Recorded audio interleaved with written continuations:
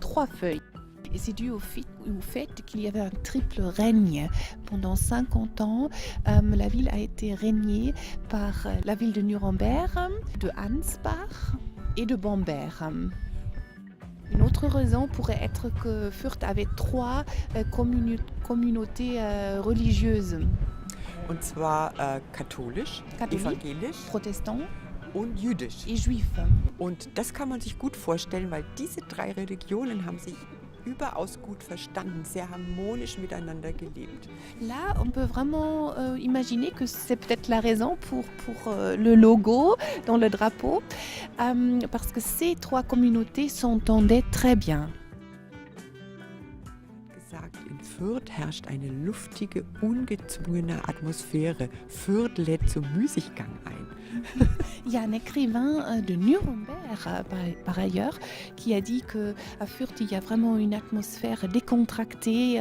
À Fürth, tout est un petit peu plus léger, pas si traditionnel que ça. Et on dit que c'est dû au fait qu'il n'y avait jamais de remparts, jamais de murs autour de la ville de Fürth.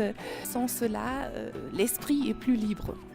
Jetzt an der Gustavstraße angekommen, die benannt ist nach einem der Et ici dans la Gustavstraße, qui était appelée avant Ruelle des paysans. Aujourd'hui, c'est vraiment le quartier avec énormément de restaurants, de bars, de cafés. Au niveau des styles des maisons, c'est vraiment un mélange de styles énorme parce qu'on a reconstruit les maisons tout de suite après la guerre de 30 ans sur les bases. Die Kirche St. Michael ist aus dem 11. Jahrhundert.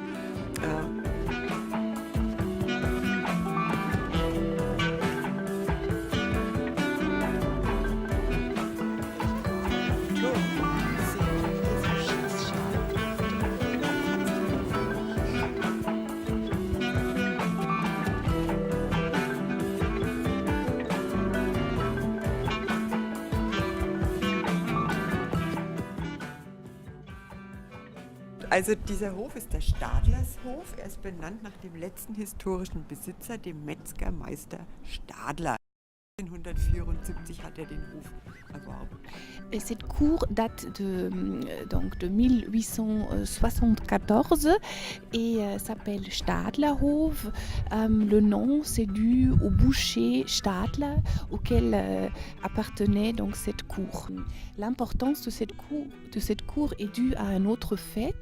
En fait, ici, quelqu'un y a travaillé et y habitait qui produisait de la bière.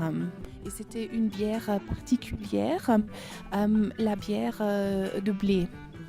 C'était inhabituel en fait d'utiliser le blé pour produire de la bière. C'était normalement pour le pain uniquement, donc pour cela quelque chose de nouveau. C'était au milieu du XVIe siècle qu'on a en fait arrêté de produire du vin et de s'occuper des vignobles parce qu'une petite période glaciale est venue et après on a commencé à semer du blé qui n'était pas si sensible au froid. Beaucoup d'imagination en hiver, mais en été c'est vraiment merveilleux. Il y a énormément de plantes et de fleurs qui fleurissent. Le nom de la cour c'est Gabrielshof, cour de Gabriel, le nom de ce commerçant juif. Früher hieß Avant, il s'appelait aussi Götzenhof, cour de Götz, selon ce batteur d'or. Ce commerçant, il a fondé aussi une école de Talmud pour qu'on puisse justement apprendre et étudier cette religion. Deuxième étage, la tour était donc pour avoir accès à cette petite synagogue. Là, c'est aussi une maison de l'époque, une ancienne ferme et restaurant en même temps. C'était toujours ensemble d'ailleurs. C'était vraiment pour les commerçants qui arrivaient, une très bonne adresse pour passer la nuit. Moins de risques que d'aller à Nuremberg. Ici, il n'y avait donc pas de rempart, pas de mur, pas de porte fermée.